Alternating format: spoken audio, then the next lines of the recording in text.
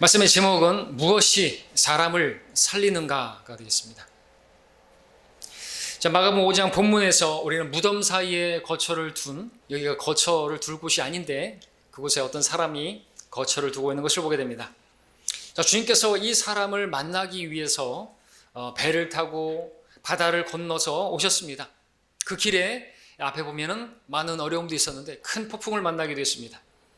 때도 저녁 시간이었는지라 피곤하고 또 힘들고 그랬을 수도 있었습니다. 그럼에도 주님께서 그 저녁에 갈릴리 건너편 바다까지 온 이유가 있었는데 그것은 바로 이 사람을 만나기 위해서 오신 것이었습니다. 주님께서 만나시고자 왔는데 이 사람은 무덤 사이에 거처를 둔 사람이었습니다. 그곳에서 돌로 자기 몸에 상처를 내고 있었고 밤낮 울부짖고 있었습니다. 자, 그런 사람이 우리 이웃이라고 한다면 어떻겠습니까? 상당히 껄끄럽겠죠? 혐오스럽겠죠? 자, 가다라 지방의 사람들에게 이 사람은 어떤 존재였을까요? 두말할 나위 없이 아주 혐오스러운 존재였을 것입니다. 그렇기 때문에 3절에서 우리가 봤던 것처럼 그를 묶어두고 싶었을 것입니다. 안 그러면 계속해서 그렇게 소란스럽게 할 것이고 또 자신들에게 피해를 줄 것을 예상할 수 있었기 때문에 그렇게 묶어두려고 했었죠. 그래서 4절에서 보는 것처럼 그래서 여러 번 묶어보려고 했었습니다. 근데 그 묶는 일이 불가능했었습니다. 누구도 그를 제어할 수 없었고 누구도 그를 막을 수가 없었습니다. 무엇으로도 그를 저지할 수가 없었습니다.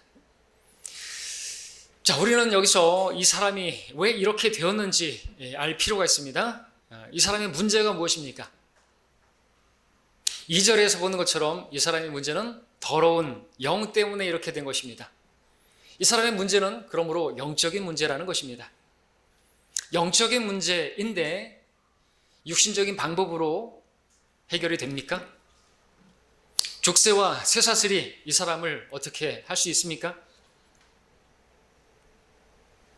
우리의 싸움은 혈과 육에 대항하는 것이 아니라 높은 곳들에 있는 영적 악에 대항하는 싸움인 것입니다. 본문의 이 사람은 이 모습은 마귀에게 사로잡혀 있는 구원받지 않은 사람의 모습을 대표적으로 보여주고 있는 것입니다. 구원받지 않은 사람은 왜 이렇게 말할 수 있냐니까 무덤 사이에 거처를 둔 이 사람과 같이 죽음을 앞두고 있는 사람이기 때문에 그렇죠. 죽은 자들 가운데 있는 것이죠. 죽은 자들 가운데 있는 살아있으나 죽은 자와 다름없다고 성경 말하고 있습니다. 영이 없는 몸이 죽은 것 같이 사람도 살아있지만 살아있는 것이 아닙니다. 하나님이 영이시니 그 영이 살아야 산 자들이 되는데 하나님 보실 때 죽은 자나 마찬가지입니다. 그리고 이 사람은 돌로 자기 몸을 상처내고 있었는데 구원받지 않은 사람들 중에서도 그렇게 자해하는 사람들이 있습니다. 조폭들이라든지 마귀의 종들이죠. 이 사람은 정도가 심한데 그 이유는 많은 마귀가 그에게 들어갔기 때문입니다. 9절에 보시게 되면 그 이름이 군단이라 하는 군단 규모의 마귀가 들어간 것이죠. 그래서 그렇게 자해하고 하는데 우리 열왕기상 18장에 보게 되면 바알 선지자들이 바로 마귀 숭배자들이 그렇게 칼과 탄창으로 자기의 몸을 상처내고 있는 것을 보게 되는 것입니다. 마귀 종들이기 때문에 그렇습니다. 정상이 아닌 것이죠. 정상적인 사람은 자기 몸을 그렇게 해치거나 자해하지 않고 항상 육성하고 아끼기를 그렇게 한다고 에베소 5장에서 말씀하고 있습니다.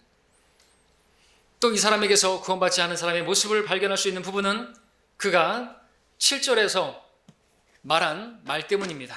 뭐라고 말했습니까? 7절에서 큰 음성으로 소리지르며 말씀드리기를 지극히 높으신 하나님의 아들 예수시여 내가 당신과 무슨 상관이 있나이까 내가 하나님을 두고 당신께 간청하노니 나를 괴롭히지 마소서라고 하니 이랬습니다. 주님께 나를 상관하지 말라고 그렇게 말하는 것을 보게 되는데 우리가 구원받지 않은 사람들에게도 우리가 복음을 전하려 치면은 그 사람들에게서 이런 말을 듣죠. 나하고 당신이 무슨 상관인데 내가 지옥 가거나 말거나 상관하지 말고 당신 갈 길이나 가시오. 내 인생 내가 알아서 할 테니까 상관하지 말라고 그렇게 말하는 것을 보게 되는 것입니다. 우리는 그런 사람을 보게 되면 왜 그렇게 말을 하고 행동하는가 이해가 안 될 때가 있습니다. 근데 우리 성경을 보면 알 수가 있습니다. 왜 그러는지. 마귀가 그렇게 그 사람을 통해서 말을 하는 것이에요. 영적인 문제입니다. 그래서 막 우리한테 화를 내고 상관하지 말라고 지옥이 어딨어 이렇게 말을 하고 이런 사람들을 보면서 우리는 오히려 불쌍히 여기는 마음을 가져야 되는 것이죠. 혈과 육에 대항하면 안 되는 것입니다. 우리가 이것을 잊지 말아야 되는 것이죠. 특별히 복음 전할 때 말이죠. 자, 그런 사람이 내 가족 중에 누구일 수 있습니다. 내 아내일 수 있고 내 남편일 수 있고 내 자녀일 수 있고 부모가 될 수가 있습니다. 내 직장의 주변 사람들이 될 수가 있습니다. 자, 우리가 그들을 보게 되면 우리는 그들을 돕기 위해서 여러 수단과 방법을 동원해 봅니다. 본문에 나오는 가라다 지방의 사람들이 이 마귀 들린 사람 복종시켜 보려고 족쇄와 쇠사슬로 그렇게 여러 번 묶어 보려고 시도했던 것처럼 우리도 그러한 사람들을 만나게 되면 우리의 어떤 육신적인 방법으로 하나님의 말씀을 전한다고 하지만 육신적인 방법으로 어떻게 때로는 협박도 해보기도 하고 협박은 아니지만 예수님 믿지 않으면 지옥 간다고 그렇게 강압적으로 말을 하기도 하고 우리의 힘으로 어떻게 해보려고 하기도 합니다.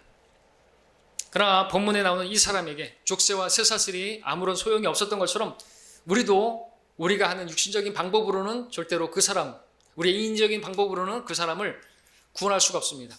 그 사람을 바로잡을 수가 없습니다. 우리 힘으로 안 되는 것입니다. 우리는 할 수 없습니다. 그러나 누구는 할 수 있습니까? 주님은 할 수가 있습니다. 사람에게는 불가능하지만 하나님께는 모든 것이 가능한 것입니다. 내가 할 수 있다는 모든 생각들을 내려놓고 우리의 무기는 육신적인 것이 아니라고 했습니다. 우리 육신으로 할 것이 아니라 그런 것들을 다 내려놓고 주님께서 하시옵소서. 내 안에 계시는 주님이 하시면 그 마귀 들린 사람이 누구라 할지라도 사실은 구원할 수가 있는 것입니다. 주님이 나타나야 됩니다. 그 주님께서 우리 안에 계십니다. 주님께서 우리 안에서 사시면 주님이 가지셨던 그 생각과 주님이 가지셨던 그 마음을 우리가 품게 되고 그러면 우리는 잃어버린 혼들을 대할 때 구원받지 않은 사람들을 대할 때 주님께서 하신 것처럼 그렇게 할 수가 있는 것입니다. 그럴 때 그가 구원받을 수가 있습니다. 마귀의 종이 하나님의 종으로 바뀔 수가 있는 것이죠. 자, 그렇다면 주님이 가지셨던 생각과 마음은 어떤 것입니까? 주님께서는 이 사람이 얼마나 고통스러운지를 생각하셨을 것이고 또 그를 가엾게 여기는 마음을 가지셨습니다. 19절에 보시게 되면은 이 사람은 무덤 사이에서 울부짖으면서 신음하고 있었고 그렇게 고통하고 있었죠. 그걸 주님께서 들으셨겠죠. 그래서 멀리서 여기까지 오셨겠죠. 19절에 보게 되면은 5장 19절에서 주님께서 그에게 온전케 하시고 나서 말씀하십니다. 그러나 예수께서 허락지 않으시고 그에게 말씀하시기를 집에 가서 내 친구들에게 주께서 너를 위하여 얼마나 큰 일들을 행하셨으며 너를 얼마나 가엾게 여기셨는가를 말하라. 주님께서 가지셨던 마음은 이 미친 영적으로 정말 마귀 들린 이 사람에 대해서 가엾게 여기는 마음을 가지셨습니다. 불쌍히 여기는 혼의 연민을 가지셨다는 말입니다. 자, 그래서 주님께서는 이 사람을 그래서 많은 대가를 지불하면서까지 찾아오실 수 있었던 것은 그를 불쌍히 여기는 가엾게 여기는 마음 때문이고 그의 울부짖는 신음소리를 들으셨기 때문에 그렇죠. 자, 그렇다면 우리가 여기서 우리 자신을 한번 돌아볼 필요가 있습니다. 우리가 구원받지 않은 저 불쌍한 죄인들에게 복음을 전하러 가지 않는 이유가 어디 있는지를 발견할 수가 있겠죠. 우리가 왜 잃어버린 죄인들에게 복음을 전하러 가는데 그 발이 무거운지 알 수 있겠죠. 다른 이유가 아닙니다. 그들에 대한 불쌍히 여기는 가엾게 여기는 마음이 없기 때문에 그렇습니다.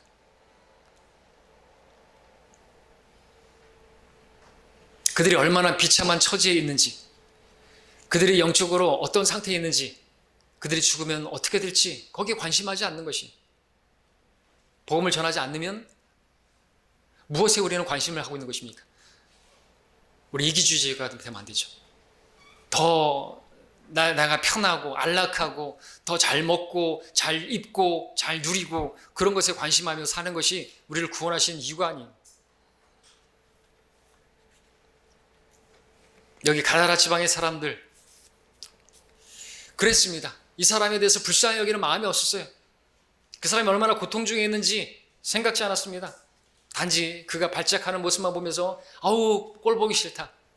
그래서 마을에서 내쫓았을 수도 있을 것이고 또 그를 어떻게든지 묶어가지고 좀 조용히 시켜보려고 그렇게 할 뿐이었습니다. 불쌍히 여기는 마음이 없었습니다. 그러나 주님께는 뭐가 있었어요?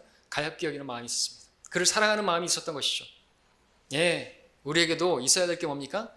예, 죄인들에 대해서 사랑하는 마음이 있어야 되는 것입니다. 이웃이 누굽니까? 네, 우리 이웃 구원받은 성도가 1차적이고 2차적으로는 저 사람들이에요. 그들에 대해서 우리가 사랑해야 됩니다. 주님께서는 사랑하셔서 독생자를 주셨지만, 그리고 지금은 뭐 사랑하지 않는다고 우리가 알고 있지만, 우리는 그들에 대해서 연민을 가지고 사랑해야 되는 것입니다. 체리티 말고요. 형제 사랑은 체리티 사랑이고, 그걸 나누기도 근데 뭐 해요? 하나님께서 세상을 처음 사랑하셨다 그랬을 때는 그 요한복음 3장 16절에서는 러브를 쓰고 있습니다. 우리도 그러면 러브로 가면 되는 거죠. 체리티가 아니라. 그 사랑 없이 어떻게 우리가 모든 일을 사랑으로 행해라 그랬는데, 저 할례받지 않은 사람들에게, 예, 이방인들에게 이방인같이 되고 그렇게 하는 것이 사랑이죠. 사랑은 나의 유익을 추구하는 것이 아니라, 예, 저 사람의 유익을 위해서, 저 사람이 구원받을 수 있다면 나의 모든 권리와 자유와 이런 걸 다 내려놓는 게 사랑이지 않습니까? 그럼 저 죄인들에 대해서 우리가 사랑하는 마음을 가지고 가야 되는 것입니다. 주님께서 그런 마음을 가지셨기 때문에 그에게 갈 수 있었던 것이고, 그 길이 얼마나 멀든지, 그 길 가는 길에 얼마나 수고가 따르고 위험이 따르든지 갈 수가 있는 것입니다. 근데 그 사랑이 없으면 우리는 아무것도 아닌 것입니다. 갈 수가 없는 것이에요. 나만 잘 먹고 잘 살면 되는 것입니까? 그거 아닌 거죠. 자, 우리는 사람들의 겉모습을 보면서 또 복음 전하는 데 있어서 또 가릴 때가 있습니다. 아주 그냥 흉측하게 생기고 그런 사람들 보게 되면, 외모로 판단하면 또 복음을 전하는데 복음을 전하지 않을 수가 있죠. 근데 우리가 많이 또 간증하지만, 저 사람 안 받아들일 것 같았는데, 막 팔에 문신이 있고 막 그런 흉측한 사람인데, 조폭같이 생겼는데 복음을 전했더니 너무 잘 받아들이고 준비된 혼이었습니다. 자, 그래서 우리는 그런 외모를 보고 판단하면 안 되는 것이죠. 겉으로 드러나는 모습이나 말이나 이런 것만 보고 판단하면 안 되는 것입니다. 우리가 그런 것들만 보기 때문에 우리가 그들에게 다가가지 못하는 것이고, 그들을 구원할 수 없는 것이죠. 사람을 살릴 수가 없는 것입니다. 자, 우리는 잃어버린 혼들을 얻어야만 합니다. 영적으로 죽어있는 그들을 살려야만 합니다. 그러려면 어떻게 해야 됩니까? 주님의 마음을 품어야 되는 것입니다. 주님의 사랑을 가지고, 그리스도의 사랑이 우리를 강건해야만 하는 것입니다. 그 사랑을 가지고 우리가 죄인들에게 나갈 수 있어야 되는 거예요. 그들이 얼마나 안타깝고 얼마나 정말 비참한 처지에 있는지를 우리가 생각할 수 있어야 되는 것입니다. 저들이 지옥 가서 고통하게 될 것을 우리가 생각할 수 있어야 되고 바라볼 수 있어야 되는 것이죠. 지옥이 얼마나 뜨거운지 아시죠? 예, 얼마나 뜨거운지, 그 불꽃은 얼마나 또 뜨거운지, 흑암이라고 했는데 불꽃이 뜨거우려면 까매야 되는 것입니다. 엄청난 고통이죠. 여러분, 덥다고 아유 더워 죽겠네, 그럴 때마다 여러분들 위로를 받으십시오. 지옥에 간 사람들은 그 피할 수가 없어요. 그러니까 여러분들 좀 덥다고 해가지고 불평하고 짜증낼 게 아닌 것입니다. 그러면서 여러분들 뭐 좀 더 편하게 살려고 생각하지 마시고, 더 어렵고 힘든, 그죠? 용광로에서 일하는 사람을 생각할 게 아니라, 우리는 저 용광로 같은 지옥에 있는 사람들, 한 방울의 물도 자비도 허락되지 않는 그곳에 있는 사람들을 우리는 생각할 수가 있어야 되는 것입니다. 그러면 감사하게 되겠죠. 더워도 감사할 수 있겠죠. 자, 이제 우리 구약의 한 말씀을 보면서 또 우리가 어떻게 하면 사람을 얻을 수 있는지. 오늘 제목이 뭐죠? 무엇이 사람을 살리는가죠? 무엇이 과연 사람을 살리는 것인가죠? 답이 뭡니까? 근데 지금까지 말씀드렸는데 답이 답이 뭐라고 말할 수 있어요? 사랑이죠. 그죠? 사랑이 사람을 살리지 않습니까? 지식은 교만하게 하지만 사랑은 세워주느니라. 사람을 세워주고 사람을 살리고 사람을 세우는 것이 사랑이라고 말씀을 드리는 것입니다. 우리 열왕기하 말씀을 함께 보겠습니다.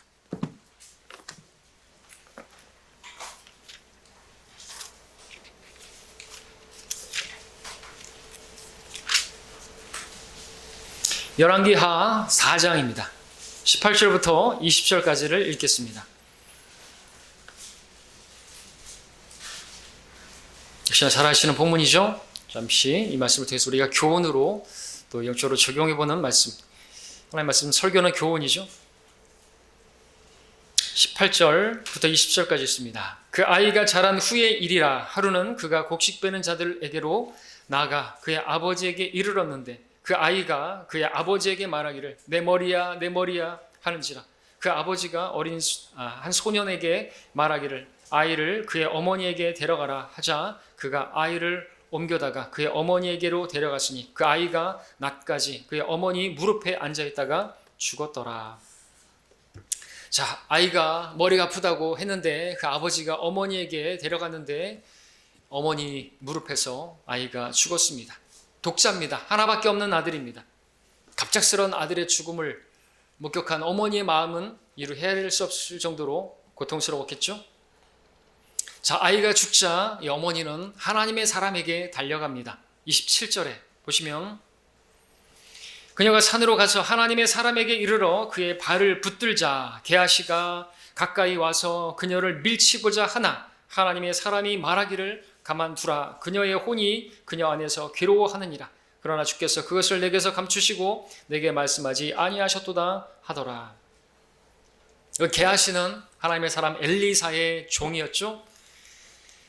자, 이 여인이 엘리사에게 와서 엘리사의 발을 붙들자 게하시가 그녀를 밀쳐내 버렸습니다. 그녀의 마음은 아랑곳하지 않고, 그러나 하나님의 사람 엘리사는 그녀의 혼이 그녀 안에서 얼마나 괴로워하는지를 볼 수 있었습니다. 자, 우리는 여기서 게하시의 모습을 통해서 다시 한번 모든 것을 외모로만 보는 우리의 모습을 보게 되는 것입니다. 우리도 게하시처럼 사람의 겉으로 드러난 그러한 말이나 행동만을 보면서 어떤 사람들을 밀어내려고 할 때가 있습니다. 밀쳐내려고 할 때가 있습니다. 몸으로 그를 머리라 하려고 하려고 마음으로도 그를 내 마음에서 내몰아내려고 할 때가 있습니다. 그러나 우리는 그래서는 안 되는 것입니다. 우리는 하나님의 사람처럼 그녀의 마음을 이룰 수가 있어야 되죠. 그 외모가 아니라 그녀가 얼마나 고통스러워하고 있는지, 괴로워하고 있는지를 볼 수 있어야 되는 것입니다. 엘리사가 그랬던 것처럼 얼마나 괴로워하고 있었던 그녀의 혼을 봤던 것처럼 그 사람의 것이 아니라 그녀의 혼을 우리가 관심할 수 있어야 되는 것입니다. 지금 이 수넴 여인은 대단히 괴로운 중에 있었습니다. 자신이 사랑하는 유일한 독자가 죽었기 때문에 그렇죠. 자, 그런데 그랬을 때 이런 상황에서 29절에 보게 되면 엘리사가 이렇게 말합니다. 어떻게 하는 것인가?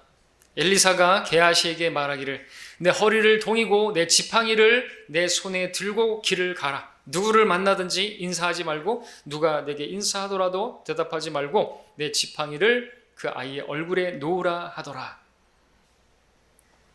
지금 엘리사는 여인의 아들을 살리기 위해서 그가 첫 번째로 했던 것은 자신의 기준과 자신의 방법으로 그렇게 행했던 것입니다.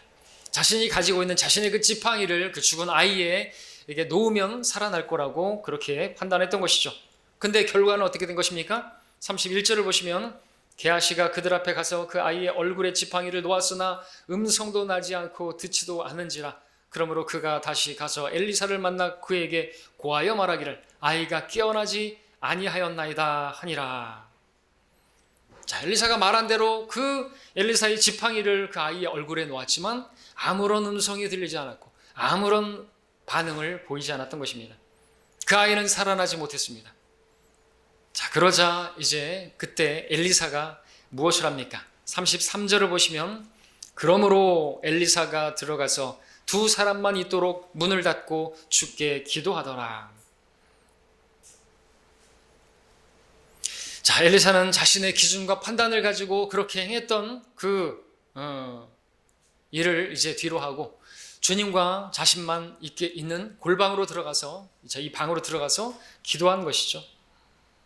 그리고 34절을 보시면 그가 올라가서 아이 위에 엎드려 자기 입을 아이 입에 자기 눈을 아이의 눈에 자기 두 손을 아이의 두 손에 대었더라. 그가 자기 몸을 그 아이 위에 대자 그 아이의 살이 점점 따뜻해지더라. 자, 엘리사가 이렇게 한 행동은 어디에서 나온 것일까요? 이것은 그 자신의 방법이나 자신의 어떤 그 판단이나 거기서 나온 것이 아니라 하나님께 물었겠죠. 하나님께 말씀을 드렸겠죠. 주님, 왜 아이가 살아나지 않습니까? 처음에는 누가 그렇게 하라 그랬어요? 지팡이를 놓으면 살 거라고. 자, 이렇게 한 행동은 주님에게서 나온 것이죠. 주님께서 가르쳐 주신 것입니다. 그 방법은 무엇이었습니까? 엘리사의 입을 그 아이 입에, 자신의 그 눈을 또 그 아이의 눈에, 자신의 두 손을 그 아이 두 손에, 자신의 몸을 그 아이 위에 그렇게 대는 것이었습니다. 그렇게 하자 아이의 살이 따뜻하게 되면서 아이가 살아나게 된 것이죠. 죽었던 아이가 살아나게 된 것입니다. 자, 사람이 살아났습니다. 사람을 살리는 것이 과연 무엇입니까? 하나님께서 이 말씀을 통해서 우리에게 교훈하시는 것이 무엇일까요?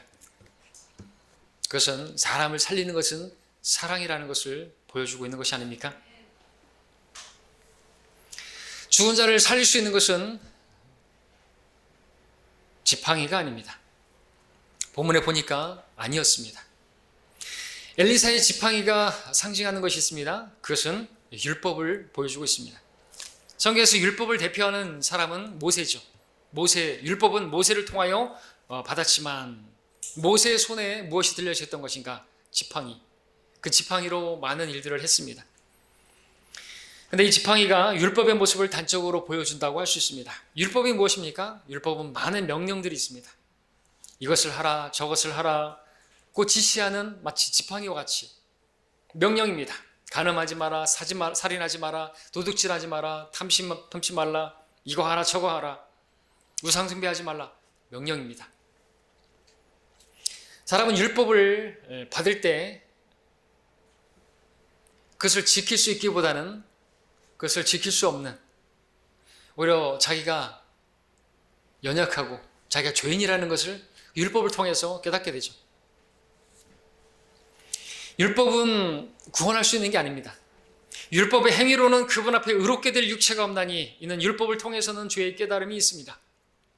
율법은 무엇이 죄인지를 그렇게 우리에게 가르쳐 줄 뿐입니다. 율법을 통해서 우리가 배우는 것은 죄가 무엇인지, 결국은 내가 죄인이라는 것을, 내가 죄인이고 또 그 율법의 행위로서는 내가 의롭게 될 수 없다는 것을 깨닫게 하는 것이 사실상 율법이 하는 역할인 것입니다.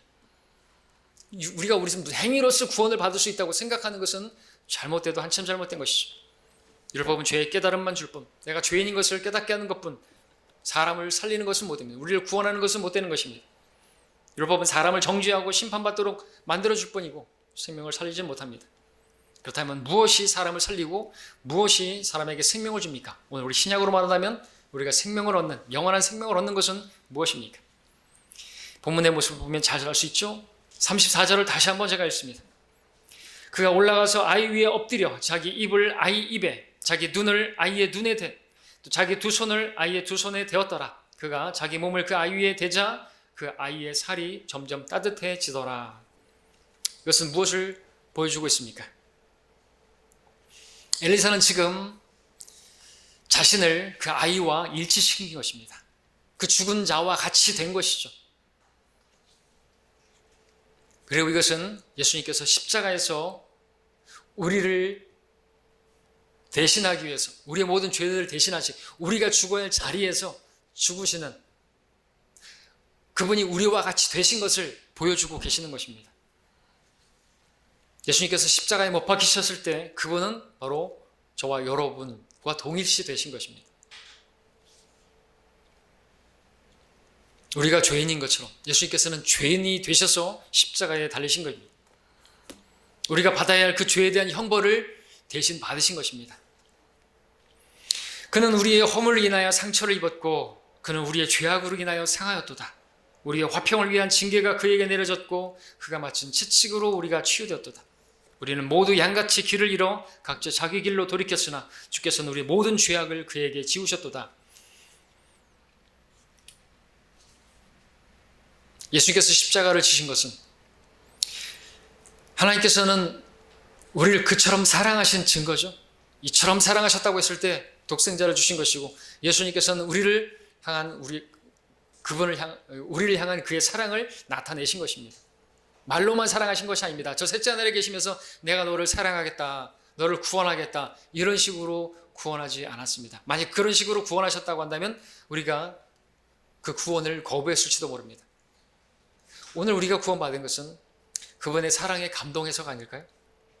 하나님께 세상을 이처럼 사랑하셔서 독생자를 주셨고, 그렇기 때문에 그 사랑에 우리가 감동을 받아서 우리는 예수님을 믿은 거 아닙니까? 어떤 신학자는 이런 말을 남겼습니다.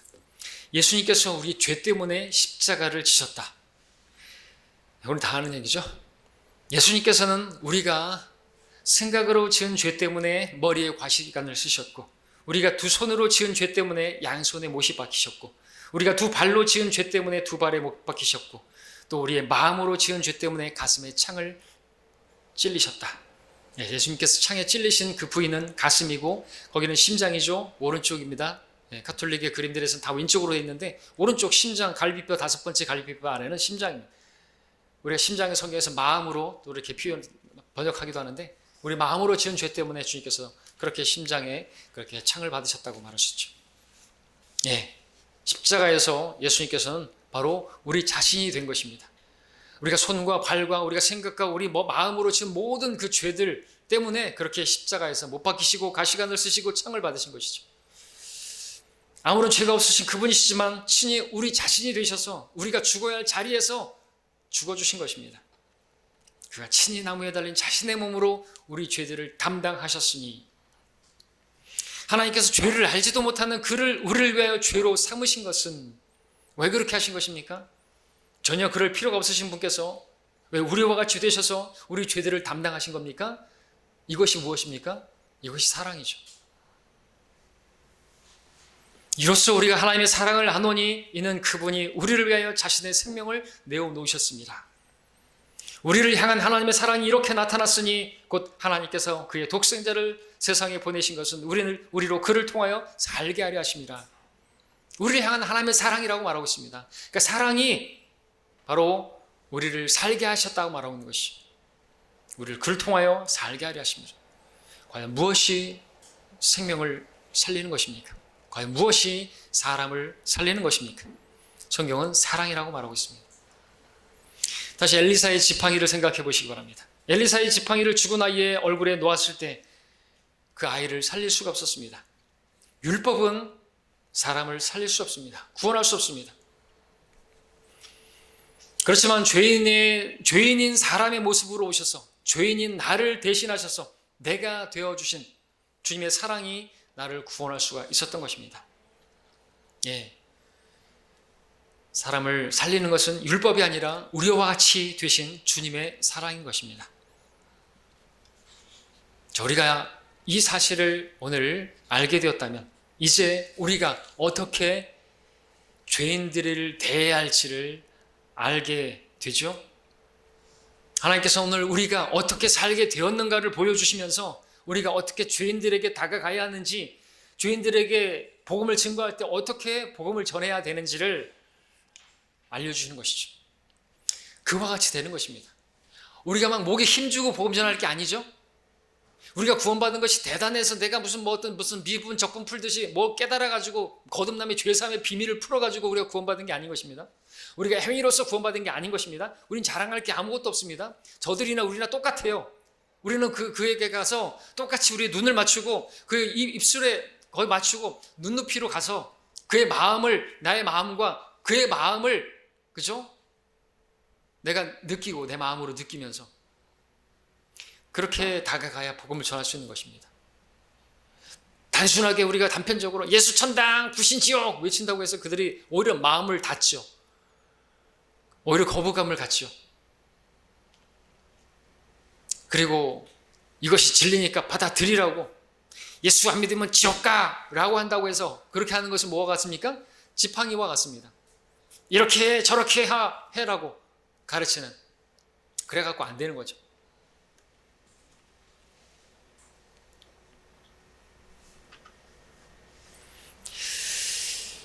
우리가 어떻게 사람들을 대해야 되는 것입니까?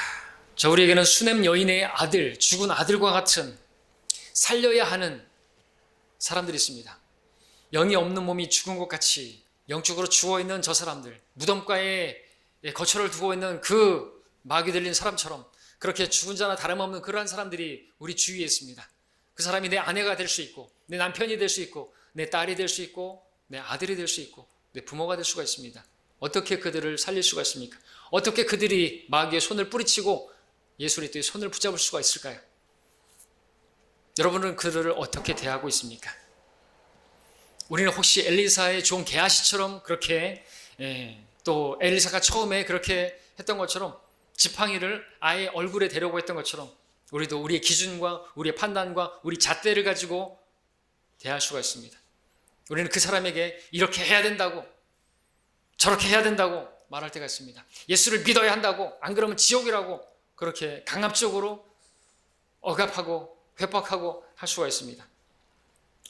구원받은 사람에게는 이것을 해야 하고 또 이것을 고쳐야 하고 저것을 따라야 한다고 그렇게 우리가 가르칠 수가 있습니다. 특별히 자매님들은 남편들에게 그렇게 할 수가 있습니다. 근데 여러분 그렇게 됩니까? 그렇게 하니까 되던가요? 안 됩니다. 특별히 아내들이요, 남편들에게 지시한다고 해서 명령한다고 해서 이게 옳은 것이니까 이게 붙들라고 그렇게 우리가 한다고 해서 되는 게 아닙니다. 남편도 마찬가지고 아내도 마찬가지고 자녀들도 마찬가지죠. 무엇이 사람을 살리고 무엇이 사람을 세워준다고 말씀하고 있습니까? 사랑이라고 말씀하고 있습니다. 사랑은 세워주느니라.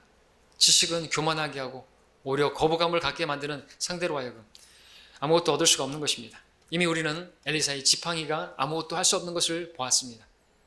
그렇게 지시한다고 판단하고 명령한다고 해서 되는 게 아니라는 것을 우리가 보았습니다. 마찬가지로 우리의 기준과 우리의 잣대 가지고 우리 육신적인 방법으로 전혀 살릴 수 없음을 우리가 인정해야 하는 것입니다. 무엇이 그를 살릴 수가 있는 것입니다? 사랑입니다. 주님의 사랑. 그래서 사도 바울은 우리에게 말하는 것이죠. 모든 일을 사랑으로 행하라. 자, 우리가 엘리사의 그 지팡이를 대던 것처럼 내 기준과 내 방법과 율법적으로 우리가 다가서게 되면 주님께서는 아무런 역사를 일으키실 수가 없습니다. 그래서 주님께서 그를 살리지 않으신 것이죠. 그 죽은 아이를 엘리사의 지팡이를 놨을 때 살아나지 않은 것은 주님께서 역사하지 않으신 것입니다.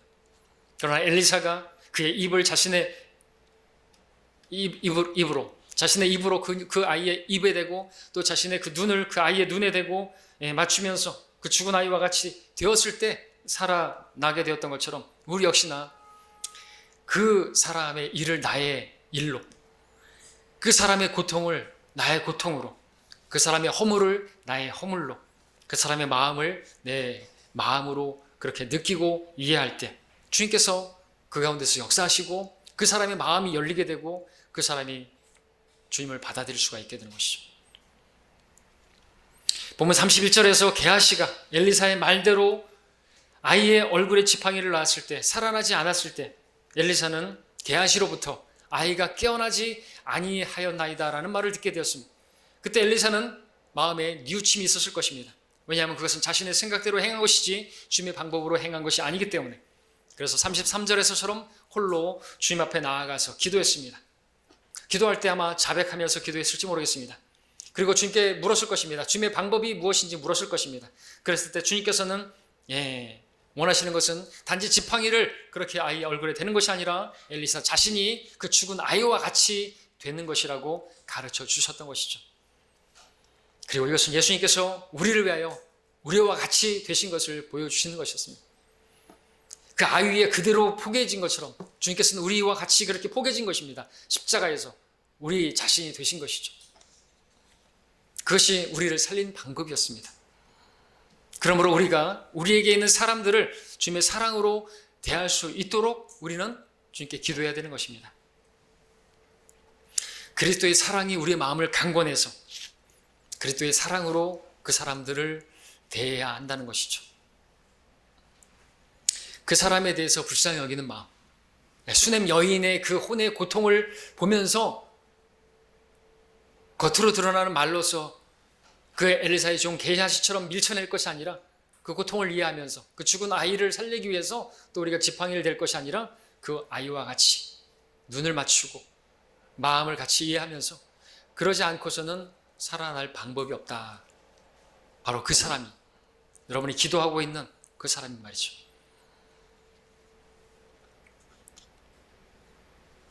많은 사람을 살리는 일을 했던 사도 바울은 이렇게 고백합니다.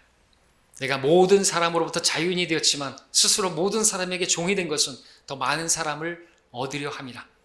그러므로 내가 유대인에게 유대인같이 된 것은 유대인들을 얻고자 함이요 율법 아래 있는 사람들에게 율법 아래 있는 것 같이 된 것은 율법 아래 있는 자들을 얻고자 함이라. 율법 없는 자들에게 율법 없는 자같이 된 것은 율법 없는 자들을 얻고자 함이라. 내가 약한 사람들에게 약한 것 같이 된 것은 약한 사람들을 얻고자 함이라. 내가 모든 사람에게 모든 것이 된 것은 어떻게 해서든지 몇 사람을 구원하고자 함이라. 고린도서 9장 19절부터 22절에서 그렇게 말하고 있죠. 그 사람들과 같이 된 거예요. 유대인을 얻기 위해서 유대인같이 되고 이방인을 얻기 위해서 이방인같이 된 것이고 어린아이들을 얻기 위해서는 어린아이와 같이 되고 우리가 복음 전할 때도 그렇게 전해야죠. 어린아이들한테 전하는데 막 보혈 얘기하고 그거는 잘못된 게 아니지만 막 삼위일체를 얘기하고 뭐 그렇게 할 필요 없잖아요. 그죠? 어려운 얘기할 필요 없어요. 대속이라는 단어도 잘 못 알아듣고요. 영접이라는 그 표현도 어려우니까 그렇게 쓸 필요 없고요. 예, 마음에 받아들이면 된다고. 쉽게 설명할 수 있어야겠죠. 거기에 맞게. 예. 우리 다른 사람들에게 마찬가지입니다. 우리가 쓰는 용어들은 저 사람들에게는 거의 방언이에요. 외국어 같단 말이죠. 신학적인 용어들 우리가 안다고 해서 그들에게 그렇게 쓸 게 아니라는 거죠. 그럼 내 지식으로 그 사람 망치는 것입니다. 사랑이 없으니까 막 거리 설교를 하든 복음 전파하든지 간에 막 그냥 입에서 독설이 나가고 그런 게 나오죠. 어제도 충정도에서 돌아다니는 그 사람들은 자기 혼자서 막 찬양하고 막 떠들고 가는데 자기는 잘했는지 몰라요. 자기들 아마 대단히 하나님을 위해서 뭔가를 한다고 생각할 것이에요. 근데 아무도 세움을 입지 못한 것이죠. 아무도 구원받지 못해요. 왜? 자기 혼자 그렇게 떠들고 다니니까. 아무 설명도 없이 잘 설명하는 것도 없이 그냥 주 예수를 믿어라 이러고 다니면은 그게 됩니까? 안 된다는 거죠. 그건 자기는 잘했는지 모르겠지만 아무것도 세움을 입지 못한 방언한 사람이나 마찬가지인 것이. 그 사람들에게는 방언이나 마찬가지예요. 그렇게 말하는 것이. 도대체 예수님을 왜 믿어야 되는지 풀어서 설명해 줄 수가 있어야죠. 자, 사랑은 사람을 세워주고 사랑은 사람을 구원해 줍니다. 사람을 얻게 합니다. 그래서 사도 바울은 우리에게 말합니다. 예수 그리스도 안에서는 할례나 무할례가 쓸모없고 오직 사랑으로 역사하는 믿음뿐이라. 할례, 무할례, 율법 이런 것들은 우리를 구원할 수 쓸데없는 것이고 사람을 구원하는 것은 오직 사랑으로 역사하는 믿음이라 그랬습니다. 우리 안에 사랑이 있으면 우리는 그들에게 다가갈 수가 있고요. 그들을 구원할 수 있다는 것이죠. 그리스도의 사랑이 우리를 강권하시느니라. 바울은 자신의 생명은 죽은 것으로 여기고 다른 사람들을 살릴 수만 있다면 어떻게든지 그렇게 했는데 그는 사랑으로 행한 것이죠. 고린도서 12장 15절에서 내가 너희를 더 많이 사랑할수록 나는 사랑을 덜 받지만 그럼에도 어떻게 해요? 나는 너희를 위하여 기꺼이 아주 기꺼이 쓰고 내 자신마저도 쓰리라 그랬습니다. 자신이 어떻게 대접을 받는다 할지라도 그런 거 개의치 않겠다는 거죠. 인정해 주지 않고 그런다 할지라도 상관하지 않겠다는 거죠. 나 자신마저도 쓰겠다고 하죠. 이게 사랑입니다. 우리에게 이 사랑이 없으면 우리에게는 저 죄인들에게 가지 않을 것이. 아니 날 더운데 내가 왜 나가가지고 복음 전해야 돼. 수박이나 쪼개 먹고 발이나 세숫대에다 담궈놓고 나가 어이구 시원해 하고 있지. 더운데 뭐하러 우리가 나가가지고 땡볕에서 복음 전하고 30도가 넘는데 밖에 나가서 복음 전하고 내가 왜 그렇게 해야 돼. 이기주의가 되면 안 되는 거예요. 과연 지옥이 있습니까? 주님께서 뭐 하려고 이렇게 그 가다라 지방에까지 오셔가지고 그 밤에 피곤하실 텐데 말씀 전하시고 피곤하실 텐데 가는 길에 폭풍우 만나고 그랬는데 왜 거기까지 오셨던 것인가요? 왜 엘리사는 이렇게까지 했던 것인가요? 왜 거기에 맞추었던 것이고 바울은 왜 그렇게까지 한 것입니까? 자신마저도 쓰는 것입니까? 사랑입니다. 주께서 우리가 사랑으로 행하기를 원하십니다. 자, 말씀의 결론을 맺겠습니다. 그럼 이 시간에 주님께서 우리의 마음을 주관하셔서 주님의 사랑을 회복하게 해주시길 바랍니다. 그 사랑이 우리를 강건하게 되기를 바랍니다. 그래서 그 불쌍한 사람을 나 자신과 같이 여기고 그의 허물을 그의 고통을 우리가 이해하고 함께 지고 그 사람의 말을 들어주고 그의 마음으로 느끼면서 다가가기를 원합니다. 이것이 우리에게는 불가능할지 모릅니다. 그러나 우리 안에 여러분 안에 주님이 계시다고 한다면 가능한 것입니다. 그분이 우리 안에 계시잖아요. 그 모든 것을 담당하시고 모든 욕에도 불구하고 맞대응하지 않으시고 감당하시면서 그렇게 대하고 용서하신 분이 우리 안에 계시지 않습니까? 그분이 사시면 우리가 그 일을 할 수가 있습니다. 그러므로 여러분들이 할 수 없음을 고백하시고 주님께서 여러분의 마음을 주장하시고 여러분이 해야 할 일을 할 수 있도록 여러분께 주님께 여러분을 맡기시기 바랍니다.